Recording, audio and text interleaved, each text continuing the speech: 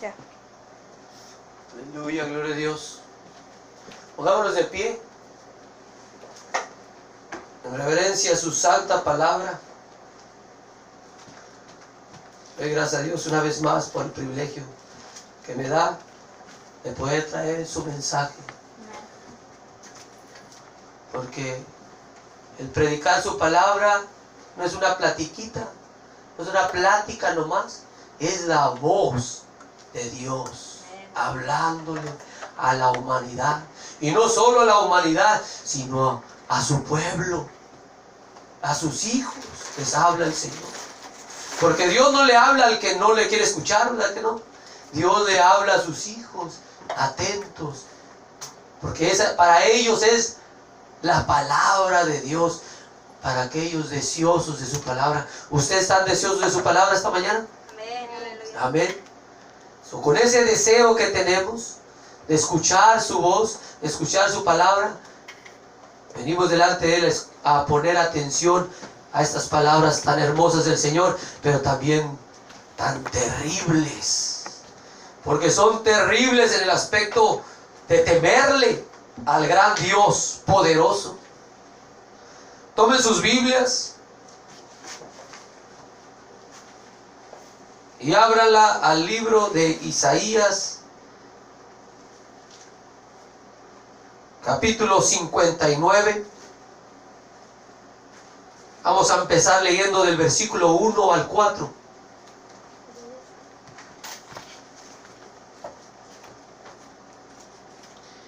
Isaías 59, capítulo 59, versículo 1.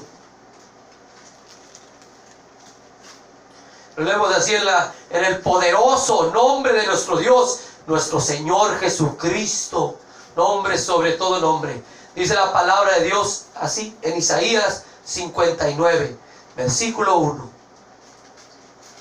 Amén. He aquí que no se ha cortado la mano del Señor para salvar, ni hace agravado su oído para oír. Versículo 2. Mas vuestras iniquidades han hecho división entre vosotros y vuestro Dios, y vuestros pecados han hecho ocultar su rostro de vosotros para no oír. Versículo 3. Porque vuestras manos están contaminadas de sangre y vuestros dedos de iniquidad. Vuestros labios pronuncian mentira, habla maldad vuestra lengua. Versículo 4 dice: no hay quien clame por la justicia, ni quien juzgue por la verdad. Confían en vanidad y hablan vanidades, conciben trabajo y paren iniquidad. Oremos.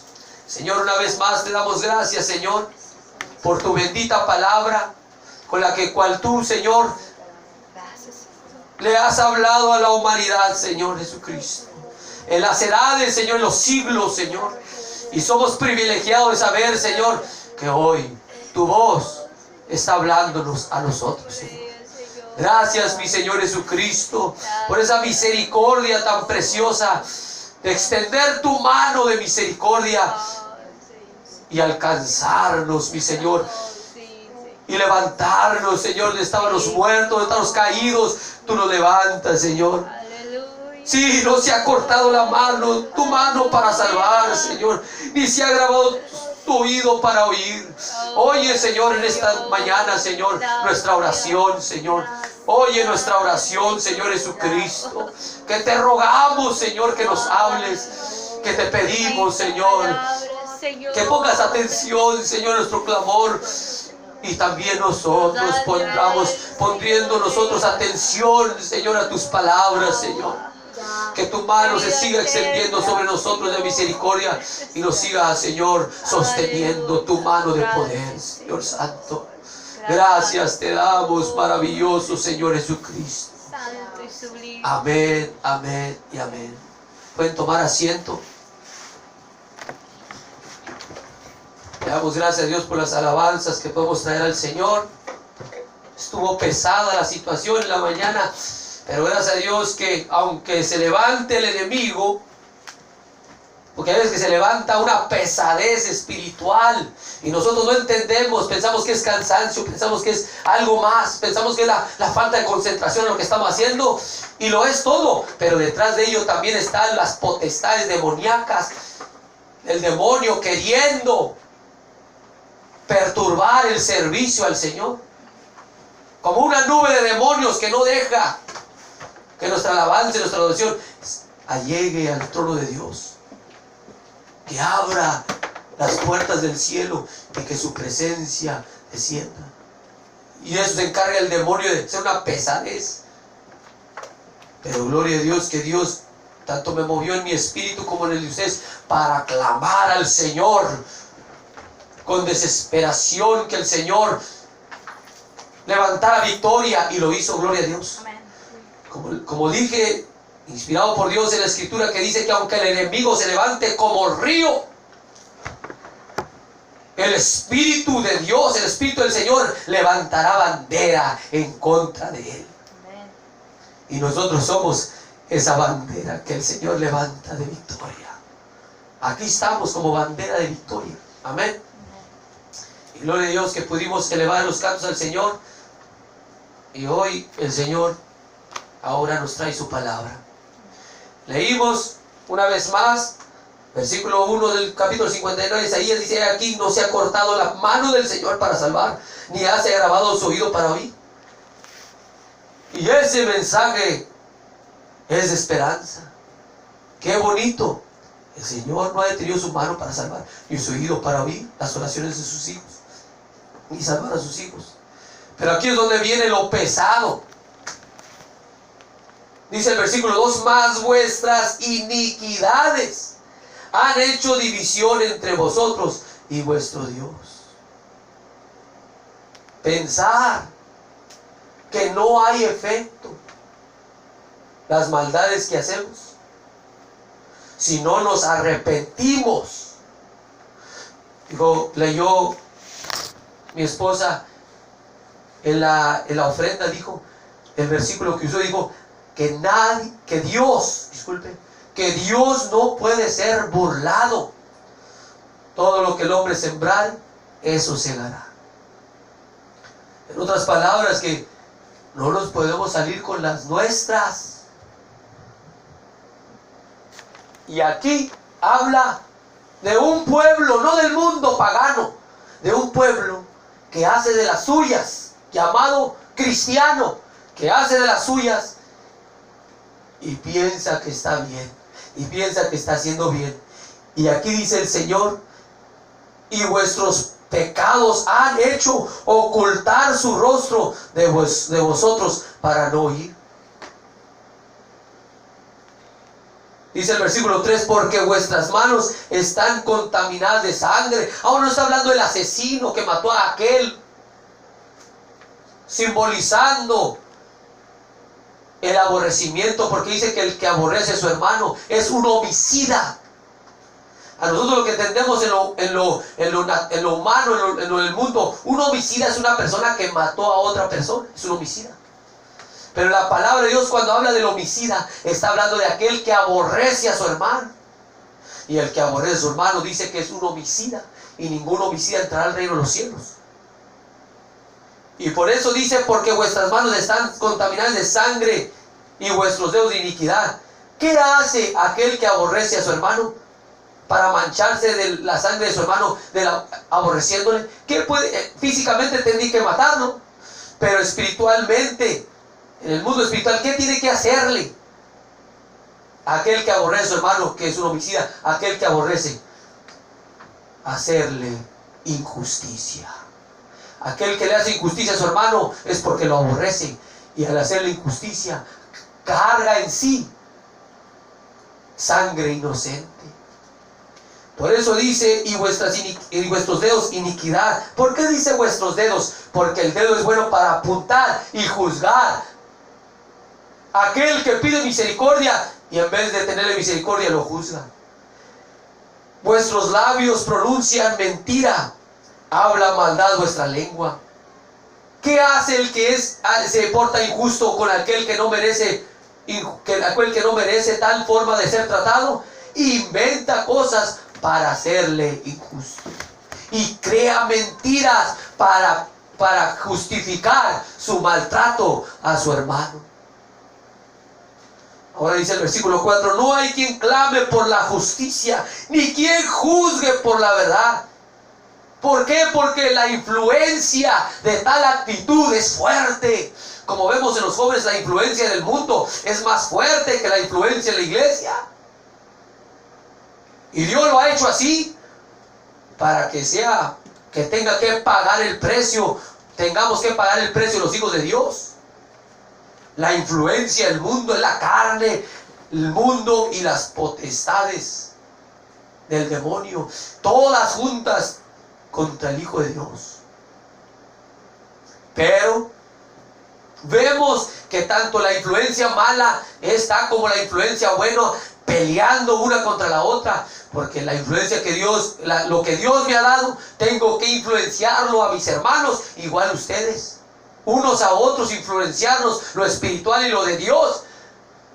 Pero muchas veces, como yo he visto en mi vida, qué tan difícil es influenciar a otros a servir al Señor con todo su corazón. Qué difícil es. Y no estoy hablando de los del mundo simple, sino de el pueblo de Dios. Entre los mismos cristianos, influenciarlos a agarrarse firme. Cómo es difícil.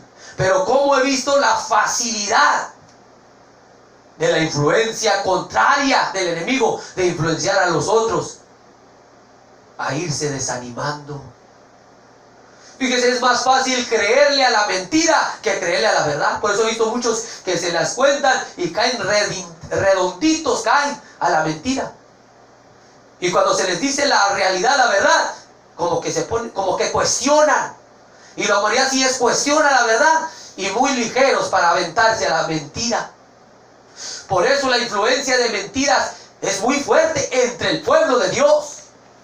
Dice la Biblia que el Dios de este siglo, que ha cegado los entendimientos de los incrédulos para que no le resplandezca la lumbre del evangelio. ¿Por qué dice eso? Porque el Dios de este siglo, que es Satanás, tiene el poder que Dios le ha permitido tener para cegar, tener incredulidad a muchos del mundo. Y ellos piensan que están bien y que están en la razón. Y los que estamos en la verdad somos unos locos que no sabemos ni lo que estamos diciendo. Fíjese el poder del demonio de hacerles creer que lo que están haciendo es verdad. Pero no solo se conforma el diablo con eso, sino involucrarlo entre el pueblo de Dios. Y cuando trae las mentiras entre el pueblo de Dios, cuando es de juzgar a tu hermano y no tenerle misericordia, y muchas veces llegar al grado de echar mentiras, uno le llama mentiras piadosas. Y luego la influencia es tan fuerte de que usted, que aquel que está echando mentiras, que influencia a otros a creerle sus mentirotas. Por eso dice, y no hay quien clame por la justicia, porque están viendo que le están haciendo una injusticia al otro y se hacen de la vista gorda. Si tú miras que le están haciendo algo a alguien y que no es correcto, y te desmontas, pues mientras no me lo estén haciendo a mí. Y luego peor, cuando tú miras que está mal y luego te la das diciendo, no, él lo merece. Entonces ahí cae el engaño. Y no hay quien clame por la justicia, ni quien juzgue por la verdad. Estamos ahorita en unos tiempos donde así está operando el cristianismo. Desde los más viejos hasta los más niños. Tanto físico como espiritual. Una influencia diabólica, de astucia entre los del pueblo de Dios, empezando con ministros y líderes y las mismas ovejitas, y van entrando a esa astucia diabólica y usando el nombre del Señor. Por eso dice, confiar en vanidad, y hablan vanidades. ¿Por qué? Porque es fácil confiar en el montón, es fácil confiar en las bendiciones físicas. Dijo mi esposa otra vez por el mensaje que dio en el corto mensaje en la ofrenda.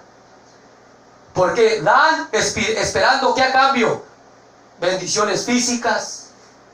Qué triste, ¿verdad? Es carne pidiendo para lo físico. Y no es malo pedir para las necesidades que tenemos. Pero el Señor dijo, no os preocupéis qué habéis de comer o qué habéis de vestir. Aquí se dijo el Señor Jesucristo. Claro que nos preocupamos, pero es lo que quiso dar a entender el Señor Jesucristo. Preocupémonos más por lo espiritual. El Señor se va a encargar. Y yo lo he visto en mi vida que se ha encargado de muchas cosas. Me ha dado sin yo pedirlas, físicas. Pero lo que sí le pido y que espero que todos nosotros conmigo Dios les pidamos y le pidamos es las bendiciones espirituales, que son las bienaventuranzas, que cómo cuesta tenerlas y retenerlas. No nomás tenerlas, retenerlas, porque muchos se han corrompido. Y a eso viene esta enseñanza que Dios nos habla hoy. Es como una voz, una atalaya, un maranata, hablándonos en los últimos tiempos, porque estamos viviendo en los últimos tiempos. Las cosas que pasan a nuestro alrededor, entre el pueblo de Dios y más entre el mundo, no es coincidencia, no es algo nomás, es algo terrible que está sucediendo. Ahora dice que confían en vanidad. ¿Por qué? Confían en sus bendiciones físicas. Y hablan vanidades. ¿Por qué? Usan la palabra de Dios para sentirse confiados de que Dios está con nosotros, porque miren cuántas bendiciones tenemos, y miren cuántos bautizados, y miren cuánta gente, y miren cuánta gente somos, y miren cuánto hemos juntado, y miren cuántas bendiciones tenemos, y miren cuánta alabanza, y miren tantos predicadores y maestros, y empiezan a confiarse en lo que tienen. Y luego dice el versículo, vamos a abrir unas escrituras rápidamente antes de seguir, que son importantes decirlas. Antes de entrar en ello, voy a entrar a algo muy importante. Voy a hablar de una triste historia de un hombre llamado Nabot de Jezreel, cuando sufrió la injusticia por defender la voluntad de Dios. Esta historia se las digo rápidamente, algunos ya la saben, algunos no. En los tiempos del rey Acab, el rey malvado, esposo de la reina Jezabel, dice que un día tenía un vecino el rey en su palacio. Y el vecino del rey era un hombre, pues para ser vecino del templo, del palacio del rey, pues también tenía lo suyo. Un señor mayor llamado Nabot de Jezreel. Y tenía una viña bien hermosa. Y cuando el rey Acab la vio, la deseó y dijo, hey, véndeme tu viña, te doy una mejor. No sé, es más, te pago con dinero. El rey tiene dinero, ¿con qué pagar? Entonces la respuesta del hombre Nabot fue al gran rey Acab. Y este hombre, un simple hombre, volteó y le dijo, guárdeme el Señor de que yo te dé a ti la heredad de mis padres. No dijo, guárdeme mi padre, mi abuelito, mi bisabuelo, mi tatarabuelo. No. Dijo Nabot, guárdeme el Señor, Dios, de que yo te dé a ti la heredad de mis padres. Sabía que al darle la heredad de sus padres, ¿a quién iba a estar ofendiendo? Al Señor. A Dios. Y era pacto de sus padres con Dios de guardar esa heredad. Y él no vendió la herencia de sus padres, que era más que una herencia, era más que una viña. Él se sostuvo en contra del rey. Y supo que al decirle y contestarle tal palabra al rey Acab, y se iba a poner la cosa, iba a traer consecuencias, se iba a poner difícil. Pero el hombre Nabot tomó consideración de que pudiera vivir o padecerle algo feo a él, pero aún con eso amó más la voluntad del Señor que la de los hombres. Y sostuvo su voz, con su voz, el pacto de Dios, sostuvo él firme. Vuelvo y repito, dijo, guárdeme el Señor de que yo te dé a ti la heredad de mis padres. Pues triste historia, dije, porque cuando el rey Acab regresó a su palacio triste, dice que no comió de la tristeza que le dio al rey Acab, por lo que le contestó Nabot. Fue y se acostó y no comió, no estaba comiendo, se hizo la víctima el rey Acab, con muchos se la hacen. Triste, ya no comía, ay, me ofendió. Y cuando vino la tremenda Jezabel,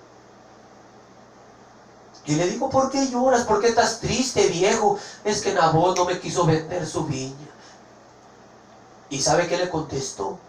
¿Acaso tú no eres el rey de Israel? El puesto, la diferencia entre estos dos hombres era la posición, el titulazo.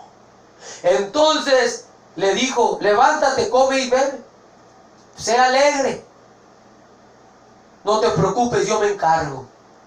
Esta mujer diabólica hizo una carta y juntó a 2 testigos falsos. 2 testigos, dice la palabra, dice perversos, hijos de Balial, con mentiras. Y arrestaron a Nabot de su casa, lo sacaron y lo llevaron ante el concilio, delante de los jueces y del rey. Y le dijeron, este hombre ha hablado mal en contra de Dios y de contra del rey de Israel. Y Nabot decía, no, yo no he hecho tal cosa. Eso son mentiras. Tenemos testigos que te oyeron decir tal cosa. ¿No es cierto? ¿Cuáles testigos? Y trajeron a esos 2 hombres perversos. Yo no los conozco a esos hombres. Sí, y mentirosos. Decían, nosotros te oímos decir blasfemas contra Dios y contra el rey. ¿Y qué cree que le pasó a ese hombre inocente?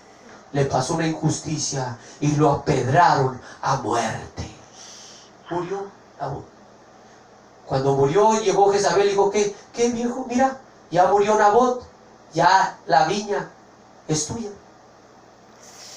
Tómala. Y la tomó. Qué triste injusticia sufrió aquel hombre. Pero lo que le espera a él en el cielo no se compara a lo que él sufrió. Pero el mensaje aquí es, fíjese lo que usaron los 2 testigos falsos. No dijeron, has blasfemado contra el rey solamente. Fíjese hasta qué grado llegó Jezabel para poder ganarse a la multitud a su favor. Mintió no solo diciendo que había blasfemado contra el rey, dijo al grado, y esto lo necesitaba más que lo del rey, dijo, has blasfemado contra Dios. Y allí usó a Dios. En una mentira puso a Dios, la palabra Dios, porque ahí está escrito, blasfemado contra Dios. Usaron a Dios para salirse con la suya. Y es una tristeza realidad que pasó hace muchos años y es algo que está pasando continuamente, no en el mundo, solamente entre el pueblo de Dios, usando a Dios, el nombre del Señor, para hacer injusticias contra sus hermanos. Ahora vemos, dice otra escritura, porque el Señor juzgará con fuego y con espada a toda carne, dice Isaías 66:16. No lo tiene que buscar, ya lo leí. Dice, porque el Señor juzgará con fuego y con espada a toda carne. ¿Qué se refiere? En el día de su venida el Señor va a juzgar a todos ellos que se han parado firmes. Entiendo que están bien y están mal. ¿Y por qué dice el Señor que y con su espada a toda carne? Aquí sí abra su Biblia en el libro de San Juan, capítulo 12, versículo 47.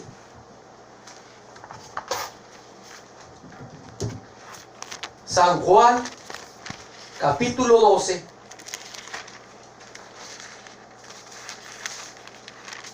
versículo 47 al 48. Cuando esté allí, indíqueme con una amén que ahí está para proceder. 12, 47 y el 48. Amén. La palabra de Dios dice así, dijo el Señor Jesucristo, y el que oyere mis palabras y no las creyere, yo no le juzgo ahorita, porque no he venido a juzgar al mundo ahorita, sino a salvar al mundo ahorita. ¿Van a entender por qué digo ahorita?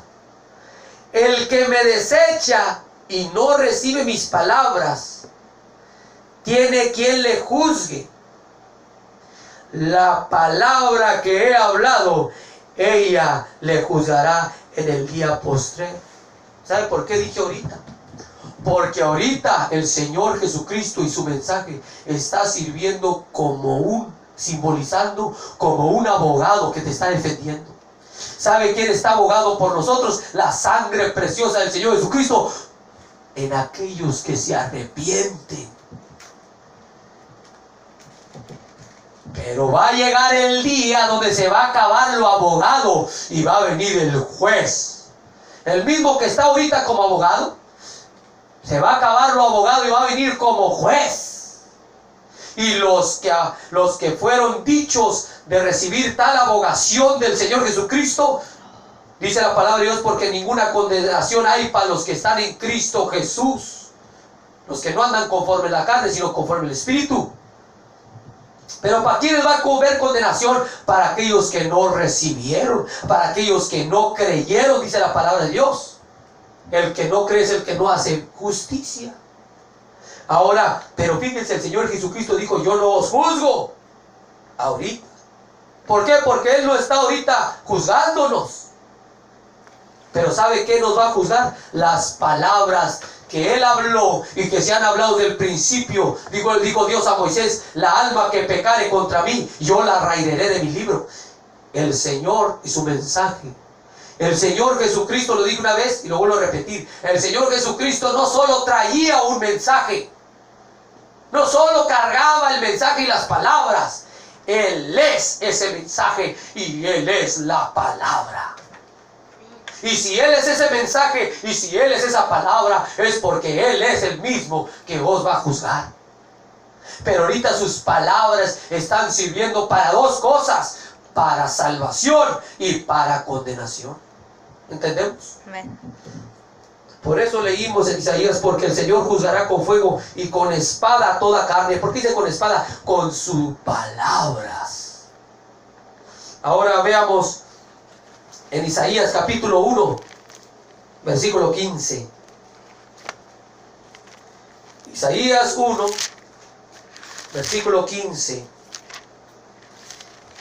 Dice la palabra de Dios así: cuando extendiereis vuestras manos, está hablando el Señor nuestro Dios, yo esconderé de vosotros mis ojos, y asimismo cuando multiplicareis la oración, yo no oiré.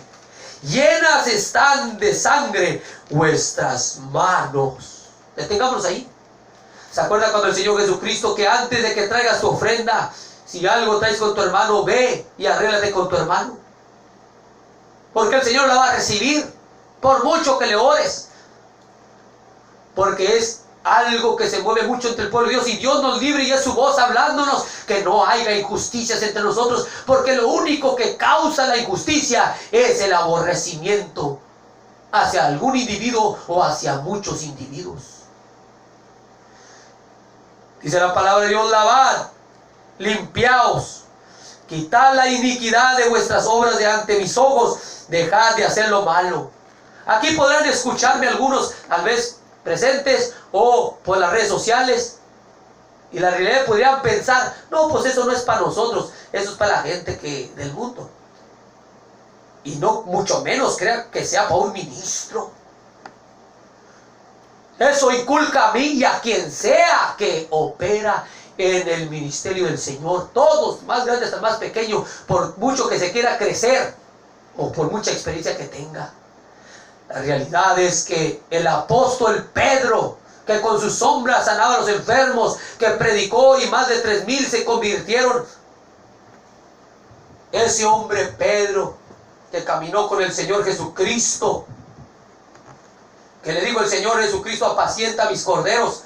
Aquel hombre Pedro cayó en ese mismo error cuando empezó a hacer menos a los gentiles. ¿Qué esperamos entre nosotros? El gran apóstol Pedro cayó en ese error.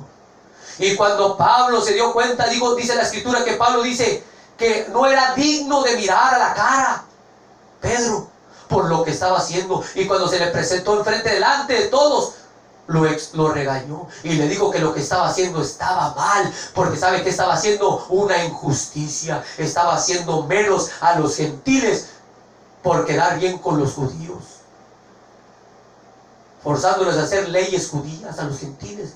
Y los gentiles, pues porque lo apreciaban, hacían caso de lo que Pedro decía. Y dice la palabra de Dios que no tan solo fue Pedro, sino que también cayó en el engaño Bernabé, otro apóstol. Fíjese qué triste. ¿Por qué? Porque el diablo, eso es su trabajo, moverse entre los hombres de Dios. Pero ¿sabe qué es su trabajo? Que la espada, que la verdad nos sacuda primero a nosotros y ayudar a otros, no quedarnos callados, como decía la escritura de Isaías. ¿Se acuerdan? ¿Se acuerdan lo que decía Isaías? Donde decía: no hay quien clame por la justicia, ni quien juzgue por la verdad. La influencia que hubo de Bernabé con Pedro, cayó también Bernabé con Pedro por una influencia, porque ellos pensaban que lo que estaban haciendo estaba bien. Y cuando Pablo vino de parte de Dios y les enseñó que lo que estaban haciendo estaba mal, apóstoles entre apóstoles. ¿Qué esperamos hoy, ministros entre ministros? Pero tristemente hay muy pocos Pablos hoy en día que están dispuestos a levantarse y decir que lo que se está haciendo está mal. Ahora vemos Isaías, volvemos en el versículo 16, leímos: lavad limpiaos, quitad la iniquidad de vuestras obras de ante mis ojos, dejad de hacer lo malo. ¿Cómo podemos quitarlo? Lo único que nos lo puede quitar es el Señor Jesucristo, nuestro Dios. ¿Y cómo? Arrepintiéndonos, porque Dios no desprecia un corazón contrito y humillado, dice su palabra. El 17 dice: aprender a hacer bien. Y cuando dice hacer bien, es hacer lo justo, no buscar nomás lo nuestro. Dice: buscar juicio y restituir al agraviado, oír en derecho al huérfano y amparar a la viuda.